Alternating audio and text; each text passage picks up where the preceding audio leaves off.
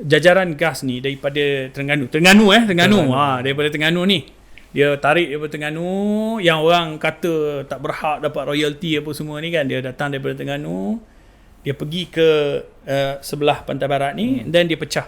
Satu turun ke selatan, satu naik ke atas. Okay, gas ni dia gas yang digunakan oleh antaranya industri.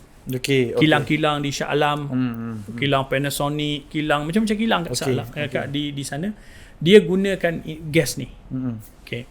Bila pipe tu pecah, so operasi mereka terganggu, jadi dia akan ada isu lah in terms of saman pampasan pada mereka dan kerugian bisnes 173 bilion. Boleh check dia punya nilai sebenar, tapi anggaran lebih kurang 173 bilion.